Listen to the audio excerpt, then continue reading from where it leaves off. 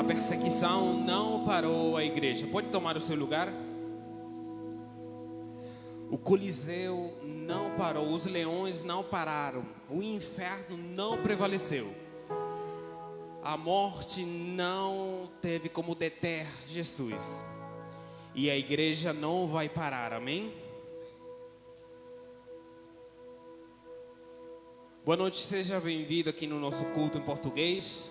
Culto número 9.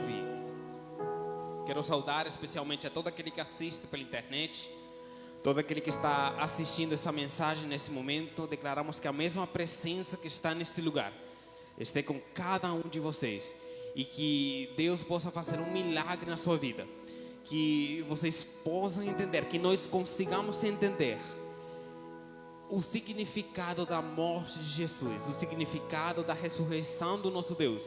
Que nós entendamos que hoje é um dia memorável e que a nossa alegria tem que ser totalmente manifesta, porque nós entendemos que o nosso Deus ressuscitou. O Paulo dizia: se Jesus não ressuscitou, então em vão é a nossa fé. Então a gente está fazendo ridículo aqui. Se Jesus não ressuscitou, não vale de nada tudo que nós fazemos, tudo que nós pregamos. Não tem sentido. Mas deixe-lhe dizer que o nosso Deus ressuscitou. Amém? Não esqueça de estar orando pelo nosso pai, pelo Jean, que estão agora em Panamá,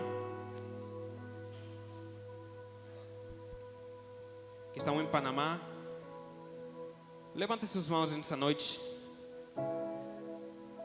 Abençoe a vida do nosso pai, abençoe a vida do Jean. Declare no nome de Jesus que a graça de Deus esteja com eles. Espírito Santo de Deus, nós declaramos, abençoamos e te pedimos, Senhor, que o Senhor possa, Senhor, abrir os ouvidos, os sentidos espirituais, e que eles possam vir com algo novo. Senhor, que eles possam vir com uma unção nova, que eles possam chegar nessa cidade com aquilo que o Senhor quer nos entregar. No nome de Jesus. Amém e amém. Bata palmas a Deus por isso, porque é muito importante o que eles estão fazendo lá. Estão na nossa casa com o fundador desse ministério, e eu tenho certeza que Deus vai trazer algo novo para cada um de nós, amém?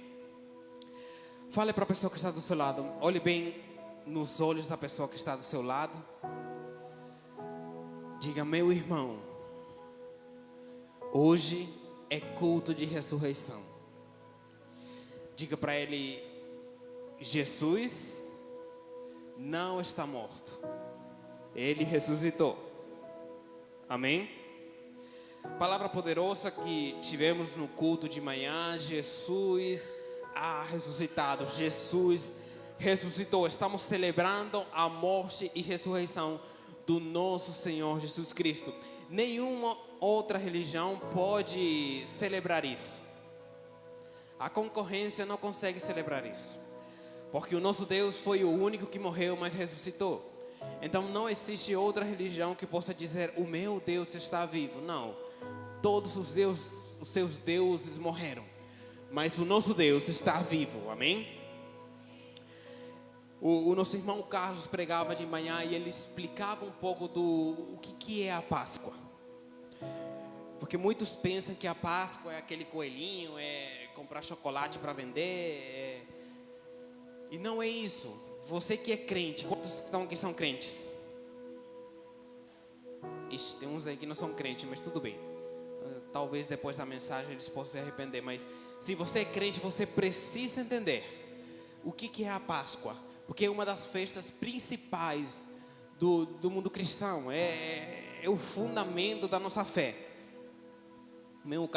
O Carlos explicava um pouco sobre o que é e a importância de entender o que é a Páscoa. A Páscoa significa, vamos ver, quem esteve aqui de manhã? O que significa a Páscoa? Não vale, tem que ser alguém. O que significa a Páscoa? Passar por alto.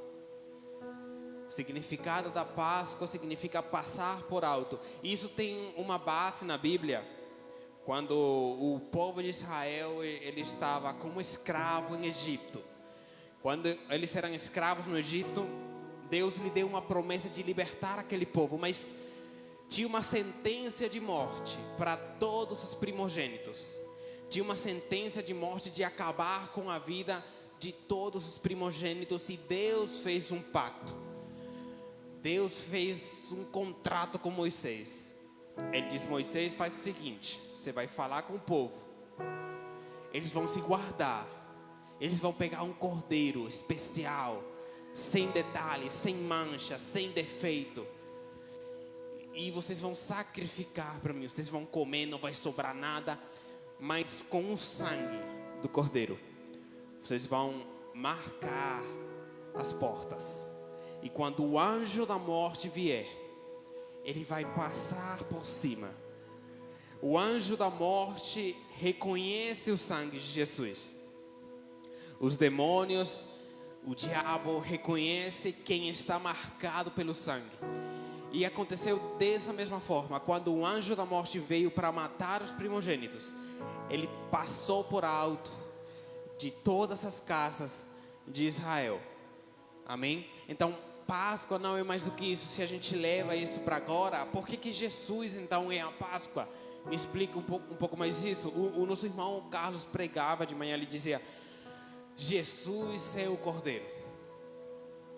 O Cordeiro que talvez os israelitas sacrificaram lá atrás e marcaram com o sangue. Hoje a gente não faz isso, porque o Cordeiro já morreu, ressuscitou e deixou uma marca de sangue nos nossos corações.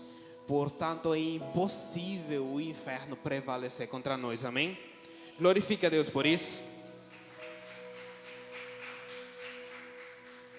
Jesus veio como Cordeiro. E aqui é que eu quero focar nessa mensagem, em Jesus. Repita comigo: Jesus. Diga: Jesus é o Cordeiro que veio para nos dar vida. É muito importante que você entenda isso. Amém? E mesmo que não tenha sido planejado o nome dessa pregação, é o mesmo nome de manhã. Repita comigo: Jesus ressuscitou. Diga bem alto: Jesus ressuscitou. Diga agora para que o inferno possa ouvir. Diga: Jesus ressuscitou. Glorifique a Deus por isso.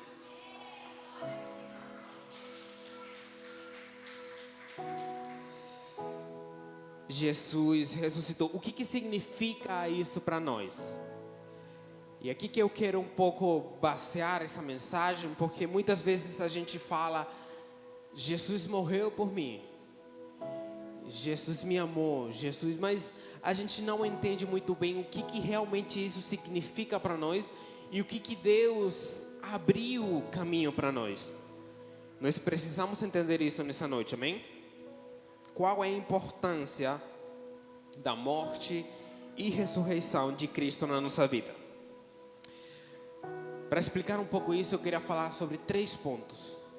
3 pontos que podem nos ajudar a entender melhor o significado da morte e ressurreição do nosso Deus. Amém? O primeiro desses pontos é, repita comigo, o maior ato de amor. Jesus foi o maior ato de amor que a humanidade já viveu. Não existe outro momento na história que tenha marcado tanto como Jesus marcou.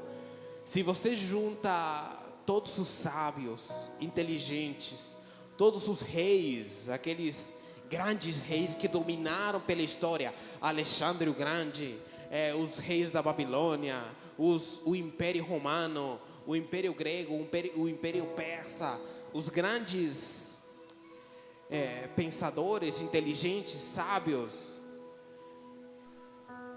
você junta todos eles e não consegue chegar nem aos pés do que Jesus fez. Inclusive até para quem não acredita, você não ouve falar que a história foi marcada por mais ninguém do que Jesus. Hoje até quem não é crente, se vai falar de história, fala antes e depois de Cristo. Até para aquele que não acredita no que aconteceu, tem que falar. Tantos anos antes ou depois de Cristo, porque não houve ninguém que conseguiu marcar nossa história como Jesus marcou. Então nós precisamos entender a importância do que isso é, amém? O maior ato de amor. Para entender um pouco, eu queria contar uma história. Tinha uma vez um reino que era perfeito. O rei era bom, era justo. Ninguém, não tinha ladrão, não tinha assalto, não tinha morte, não tinha nada. Gente, o reino era perfeito. O rei e todo mundo obedecia ao pé da letra. Ninguém se desviava. Você podia caminhar 2, 3, 4 horas da manhã que nada acontecia. Era um reino totalmente perfeito. Mas quando a gente for dar uma olhada na lei daquele rei, o rei, ele tinha uma lei. Ele dizia: aquele que roubar, cometer algum crime, será arrancado os seus olhos. Era uma lei muito severa, era uma lei muito crítica. Por isso, talvez por isso ninguém tinha a coragem de fazer alguma coisa errada. Porque se alguém fazia alguma coisa errada, a lei dizia o quê? Que iam arrancar os seus olhos. Então quem tinha coragem de ir no mercadinho e roubar alguma coisa? Quem tinha ninguém. Porque quem roubava ou fizesse alguma coisa, iam arrancar os seus olhos. Um dia, o rei acorda e os seus oficiais chegaram e disseram: "Ô meu rei, alguém pecou, alguém errou. Encontramos este jovem roubando." O rei sabia que tinha que fazer cumprir a lei, mas o oficial diz: "Rei, o seu filho foi quem errou." E aí eu queria lhe perguntar nessa noite: o que você faria? Se você é o rei, você deixou uma lei bem estrita, dizendo que aquele que roubasse, os seus olhos seriam arrancados. Mas é o seu filho que roubou. O que você faria, Maria? O que você faria, Fred, se você tem um filho cabeludo, assim, igualzinho tu, e ele é achado culpado, e você tem que arrancar os seus olhos? Porque a lei dizia isso. Se o rei não arrancava os olhos, o que iam falar? Ah, porque é o filho do rei. Mas se fosse o filho da vizinha, ele ia arrancar os olhos. Então o rei estava numa situação muito complicada, muito difícil. E se o rei arrancava os olhos do menino, o povo ia dizer: "Meu Deus, esse rei é um rei malvado. Ele não tem misericórdia nem do próprio filho." Porque o povo gosta de falar. Então, o que foi que o rei fez? O rei disse: "Arranque os meus olhos. Eu vou pagar." João capítulo 3, versículo 16 diz: "Porque de tal maneira amou Deus ao mundo, que deu o seu único filho, para que todo aquele que nele crê não pereça, mas tenha vida eterna." Quantos podem entender isso? Foi exatamente o que Jesus fez na cruz por nós. Quem pecou fomos nós. Quem merecia o castigo somos nós. Quem merecia morrer naquela cruz era você e eu. Mas Jesus disse: "Eu vou me entregar. Arranque os meus olhos.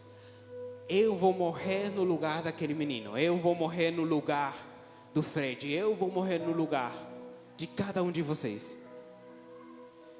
Repita comigo: o maior ato de amor. Não existe na humanidade outra pessoa que tenha marcado essa história com o amor que Jesus fez. Nós precisamos entender que a morte e ressurreição de Cristo não é simplesmente para que nós façamos uma festa. Não, nós precisamos celebrar, mas com entendimento. Entendendo que Jesus morreu porque Ele nos ama. porque Ele tem um propósito em cada um de nós, amém? Ele deu o seu Filho para que hoje nós tenhamos vida. Ele arrancou seus olhos para que hoje nós tenhamos visão, para que hoje nós tenhamos esperança. Ele se entregou por amor. Olha o que diz 2 de Coríntios, capítulo 8, versículo 9. Quem tem Bíblia, pode abrir a sua Bíblia. 2 de Coríntios 8, 9 diz: porque vocês já conhecem o grande amor do nosso Senhor Jesus Cristo. Ele era rico, mas por vocês Ele se tornou pobre, a fim de que vocês se tornassem ricos por meio da pobreza dele. É muito profundo isso aí. Eu vou repetir. Jesus Cristo, Ele era rico, mas por amor a vocês, Ele se tornou pobre, a fim de que vocês se tornassem ricos por meio da pobreza dele. Pobreza dele é a morte dele. Ele morreu para que hoje nós tenhamos vida. E você precisa entender isso, porque senão seria somente uma festa, seria somente celebrar que Jesus... Mas sem entendimento não adianta. Você precisa entender que Jesus deixou tudo. A palavra diz que Ele tinha todo o reino. Ele dizia qualquer coisa e os anjos corriam para fazer. Mas Ele deixou toda a sua majestade, todo o seu poderio, todo o seu reinado, para se tornar um de nós, para virar uma pessoa pobre, limitada, para que hoje nós tenhamos a esperança de ser como Ele, amém? Necessitamos entender a importância do seu sacrifício, não seja que nos tornemos igual ao povo que saiu do Egito, libertos pelo sangue. Quantos sabem que o povo foi liberto pelo sangue? O Carlos pregava de manhã. Eles foram marcados pelo sangue e foram libertados da morte, mas foram mortos pelo pecado. O povo de Israel, muitos que foram marcados pelo sangue, a morte não tocou neles, e eles foram libertos, e eles foram caminho à terra de Canaã, no deserto. Mas no deserto se desviaram. Mas no deserto disseram: opa, mas em Egito, e começaram a olhar para trás e menosprezaram o Cordeiro, menosprezaram o sangue de Jesus, menosprezaram o sangue que tinha libertado da morte. E o que aconteceu com eles? Morreram. Tinham promessa, Deus ia fazer grandes coisas com eles, mas eles não entraram na terra prometida. Então nós precisamos entender que somos marcados pelo sangue, mas precisamos ter entendimento e entender que nós precisamos permanecer.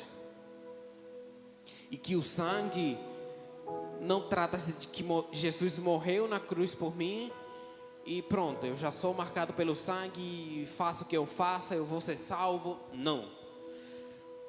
Você precisa lembrar o pacto de Deus todos os dias da sua vida. Todo dia que você acorda, você diga: Senhor, obrigado pelo teu sangue, obrigado pelo teu sacrifício, obrigado, Senhor, porque o Senhor me salvou. Amém? Não seja que nos tornemos igual ao povo de Israel. Seria muito triste. Seria muito triste. Você já pensou? Você é do povo de Israel. Você foi marcado pelo sangue.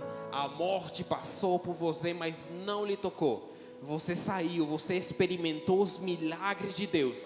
Você experimentou chegar na frente de um mar e o mar se abrir. Você caminhou no meio. Você estava no deserto, mas de dia tinha uma coluna de nuvem, de noite tinha uma coluna de fogo. Você viveu milagres, mas por causa da sua desobediência, você não alcançou a promessa de Deus. Seria muito triste você celebrar a Páscoa e você não se encontrar com o Cordeiro. Seria muito triste. Nós precisamos entender que Deus tem coisas grandes para cada um de nós, amém? Vamos glorificar a Deus nessa noite. Primeiro ponto para nós entendermos o sacrifício de Jesus, o maior ato de amor. O segundo, estabelecer uma igreja. Eu vou explicar um pouquinho isso aqui, porque nós precisamos entender que a morte de Jesus, a ressurreição de Jesus, trouxe consigo o fundamento de uma igreja. Ele estabeleceu uma igreja aqui nesse mundo. Antigamente não tinha, se você olha para o Antigo Testamento, não existia alguma coisa chamada como a igreja do Senhor, a noiva do Cordeiro, não existia. Antigamente não existia a igreja de Deus, a noiva do Cordeiro. A presença de Deus era representada pelo sacerdote ou pelos levitas, mas não tinha a igreja. E uma das coisas que trouxe a morte e ressurreição de Cristo foi que o Espírito Santo veio e formaram uma igreja. Mas onde que está isso, Samuel? Vamos abrir a nossa Bíblia no livro de Mateus, capítulo 16, versículo 17. Mateus 16, 17. O sacrifício na cruz veio para estabelecer uma igreja que não será destruída, amém? Mateus 17, 17 diz assim: Jesus afirmou: Simão, filho de João, você é bem-aventurado. A verdade, isso não foi revelado a você por nenhum ser humano, mas veio diretamente do meu Pai que está no céu. Portanto, eu lhe digo: você é Pedro, e sobre esta pedra construirei a minha igreja, e nem a morte poderá vencê-la. Eu lhe darei as chaves do reino. O que você proibir na terra será proibido no céu, e o que permitir na terra será permitido no céu. Olha que no versículo 19 que a palavra diz: eu lhe darei as chaves do reino. Jesus estava com os discípulos, ele estava dizendo: quando eu morrer, eu vencer o diabo, vencer a morte, e eu ressuscitar, eu lhe darei as chaves. Naquele momento Jesus não deu, mas Jesus já estava profetizando. Ele estava dizendo: quando eu ressuscitar, eu lhe darei as chaves do reino do céu. Construirei a minha igreja, e nem a morte poderá vencê-la. Você precisa entender isso, porque levante a mão aqui. Quem é a igreja do Senhor? Aquele que sabe que é a igreja do Senhor precisa entender que a morte não pode te vencer. Que o sacrifício de Jesus foi exatamente para que você entendesse que não há nada que possa te separar do amor de Deus. Que não há nada que possa te abalar. Que não há nada que possa dizer: estou totalmente destruído. Não.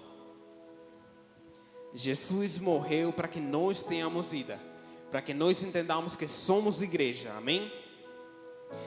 Jesus estava falando, após a sua morte e ressurreição, iria estabelecer uma igreja poderosa, que não seria destruída. Deus, através dos apóstolos, constituiu aquela igreja primitiva. A gente vê no livro de Atos, após Jesus subir para o céu, a gente vê que o Pedro, os apóstolos comandaram o que a gente chama de igreja primitiva, a primeira igreja.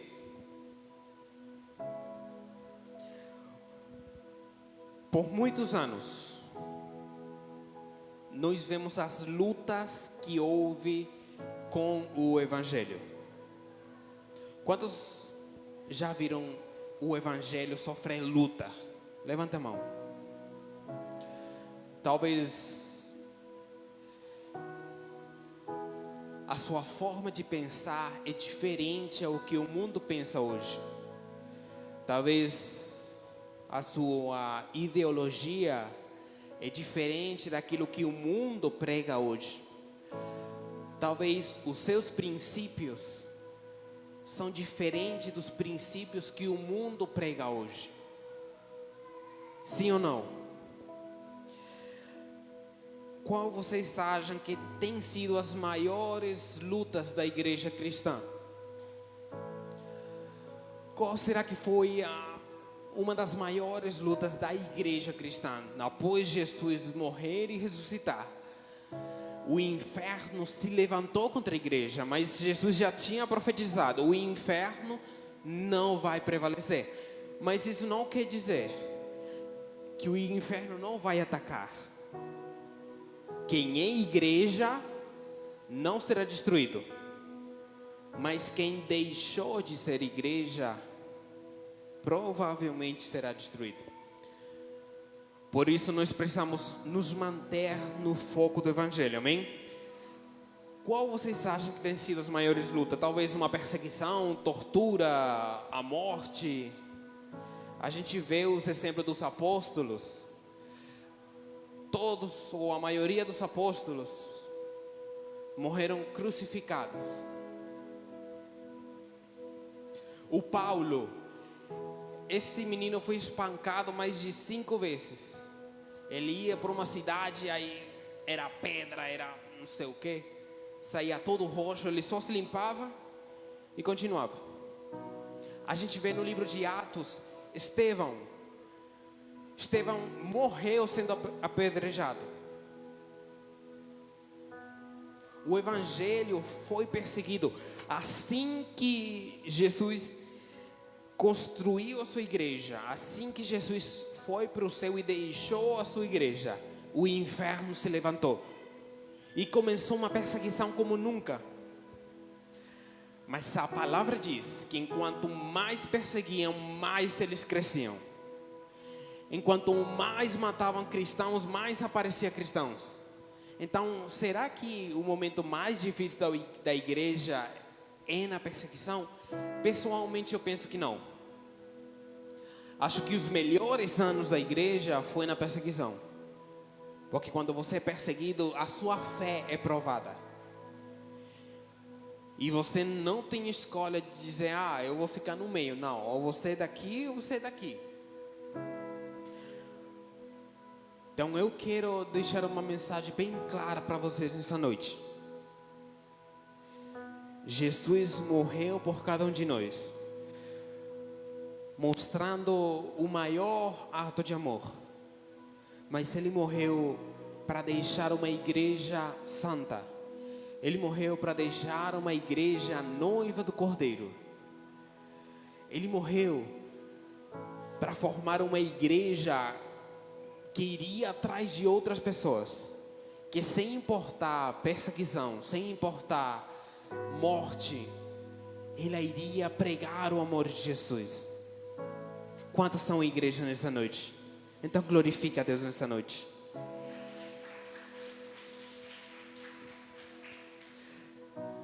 Sabe, os momentos mais difíceis da igreja, talvez é quando a igreja ela foi aceita. Não quando ela foi perseguida. Quando ela foi perseguida, a igreja cresceu. Quando a igreja foi aceita,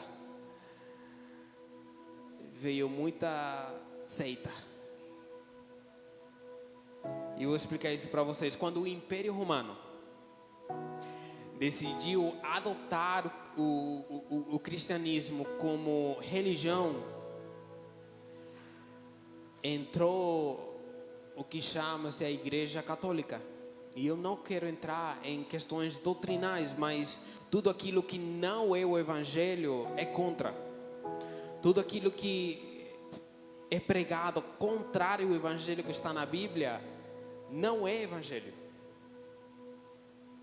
No momento que a igreja, quando a gente canta o Coliseu, não parou a igreja. Você acha que é o quê?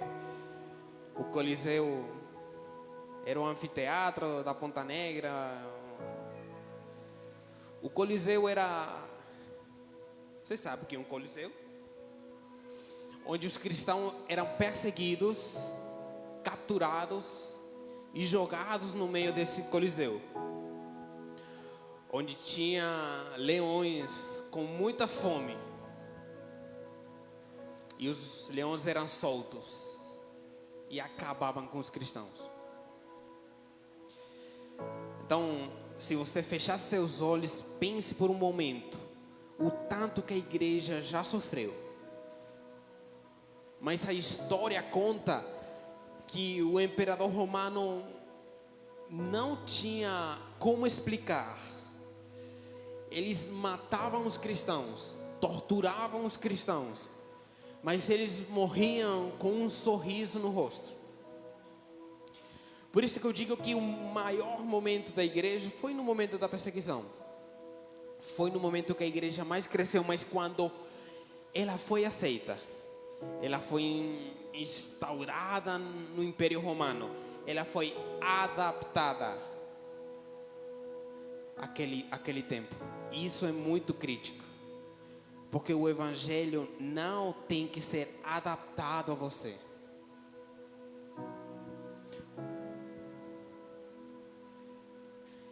Quando a igreja foi aceita pelo governo romano, parou a perseguição, porque quem perseguia os cristãos eram os romanos. Quando ela foi aceita pelo império, parou a perseguição. Começou a igreja católica. Quando o evangelho precisa ser modificado para ser aceito, ele deixa de ser evangelho. Jesus morreu para que anunciássemos ao mundo que ele ressuscitou. Jesus morreu na cruz para deixar uma igreja santa que não iria se dobregar a nada. Jesus morreu por cada um de nós para deixar uma igreja. Que talvez essa frase aqui, as pessoas que são do Evangelho Muda vão entender um pouco mais. Porém, não deixa de ser bem claro. Antigamente, era Jesus pregando com 12. Os seus 12 discípulos. Antigamente era Jesus pregando com 12, mas agora, por todo o mundo, se multiplicaram as suas vozes. Talvez a voz de Jesus e os seus 12 agora é multiplicada na igreja do Senhor. Se Jesus com 12 pessoas conseguiu transformar o mundo, o que a igreja não pode fazer? Muito mais nesses tempos. Por isso eu falava para vocês que, para mim, um dos momentos mais críticos da igreja é hoje. Porque hoje a gente vê muitas igrejas, a gente vê muitos pastores, a gente vê muita pregação, a gente vê muita coisa na rede social, que é um evangelho adaptado ao século 21, adaptado às ideologias de gênero, adaptado talvez ao seu pensamento carnal. E não é assim. O evangelho está bem claro na palavra. Paulo dizia: mesmo que desça um anjo do céu e pregar outro evangelho fora desse aqui, esquece. Porque evangelho só há um, Jesus só há um, Deus só há um. Amém? Glorifica a Deus nesta noite. Vamos ser alegres porque Ele morreu, mas Ele ressuscitou.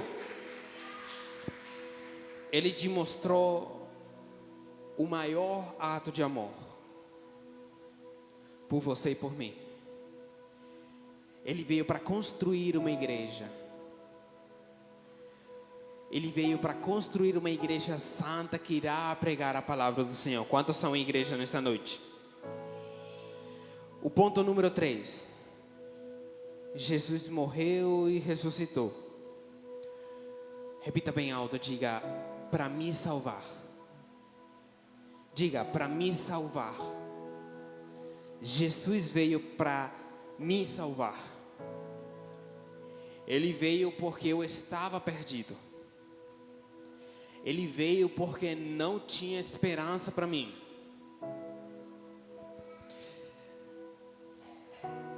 Adão, no Éden, ele pecou.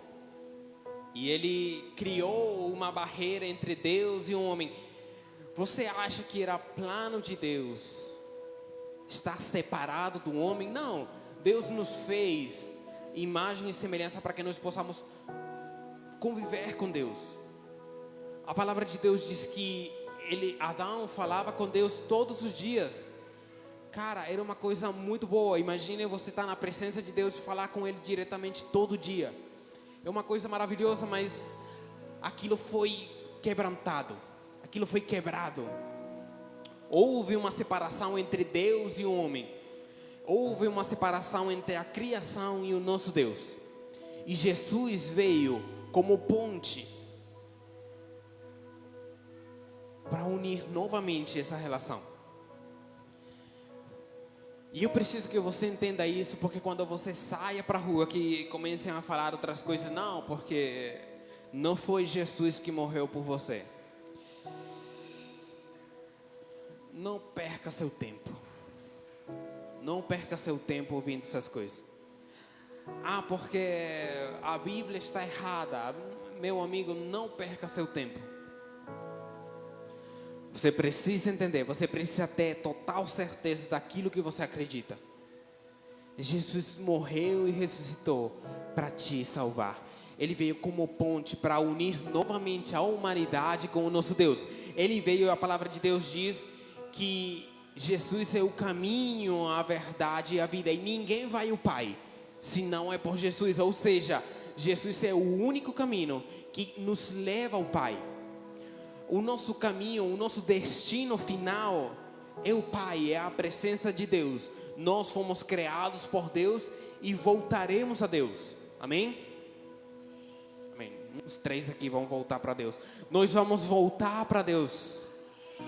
Nós vamos voltar para o nosso Criador. Mas não existe maneira de voltar que não seja por Jesus. Porque Ele é o caminho. Ele é o caminho que nos leva de volta para o Pai. Ele é o caminho que nos mostra. E não tinha outra maneira. Porque, acredite, Jesus não queria morrer naquela cruz. Na forma humana. Quando ele estava prestes a morrer, ele disse: Senhor, se for possível, passa de mim esse cálice. Ele estava dizendo: Senhor, se há outra maneira de eu reconectar as pessoas contigo, me mostra. Mas ele só teve o silêncio do Pai, porque ele sabia que era a única forma de reconectar a humanidade com o Pai. E por amor ele foi. Por amor ele se entregou por completo para que hoje nós tenhamos vida. Gostaria que você ficasse de pé nessa noite. Deus nos livrou da morte. Jesus nos libertou da morte. Nós não tínhamos esperança, mas agora temos. Nós podemos dizer: onde está, ó morte, o teu aguilhão? Onde está o inferno, tua vitória? Pois como está escrito, tragada foi a morte na vitória. Talvez nós fazemos esse teatro, fazemos as peças, mas nós ouvimos e não entendemos a profundidade que há naquilo. A morte tinha o domínio sobre nós. A morte reinava na terra, mas quando Jesus morreu, ele disse: onde está agora? Morte, onde estás? Pois o meu rei ressuscitou. Você pode reclamar isso. Quando vier alguma notícia ruim, quando vier alguma coisa, você vai dizer: mas onde está, ó morte? Onde está, ó enfermidade? Onde está, ó situação difícil? O teu aguilhão, porque meu rei venceu. Feche seus olhos nessa noite. Efésios capítulo 1, versículo 7 diz: pois pela morte de Cristo na cruz, nós somos libertados. Isto é, os nossos pecados são perdoados. Como é maravilhosa a graça de Deus. 1 de Pedro capítulo 1, versículo 19 diz: vocês foram libertados pelo preço da sangue de Cristo, que era como de um cordeiro sem defeito nem mancha. Apocalipse capítulo 5, versículo 8. É uma passagem que Jesus Deus, o Pai, estava revelando os tempos futuros para João, e João chorava e dizia que existia um livro que ninguém podia abrir, que estava selado e ninguém tinha autoridade para abrir aquele livro. Diz que nem no céu, nem na terra, nem debaixo da terra existia alguém. Mas um anjo diz para ele: calma, porque o Cordeiro venceu. Feche seus olhos essa noite. Deus veio para te falar nessa noite: calma, o Cordeiro venceu. O Cordeiro morreu, mas ele venceu e ele ressuscitou. Apocalipse 5:8 diz: quando ele fez isso, os 4 seres vivos e os 24 líderes caíram ajoelhados. Cada um tinha nas mãos uma harpa e algumas taças de ouro cheias de incenso. Versículo 9: eles cantavam esta nova canção: tu és digno de pegar o livro e de quebrar o selo, pois foste morto na cruz, e por meio da tua morte compraste para Deus pessoas de todas as tribos, línguas, nações e raças. Versículo 10 diz: tu fizeste com que essas pessoas fossem um reino de sacerdotes que servem ao nosso Deus, e elas governarão o mundo inteiro. Vamos, Deus trouxe essa palavra para você nessa noite. Vocês governarão o mundo inteiro, porque o Cordeiro venceu, porque Jesus venceu, porque não há nada nem ninguém maior do que o nosso Deus. Vamos adorar a presença de Deus nessa noite. Levanta suas mãos e adore a presença de Deus. Declare que não há nada nem ninguém, não existe um nome maior do que o nome de Jesus. Declare que desde o início até o fim Ele fará grandes coisas. Ele é eterno. Ele é o alfa e o ômega, o princípio e o fim. E o tempo passará, mas a sua palavra não passará.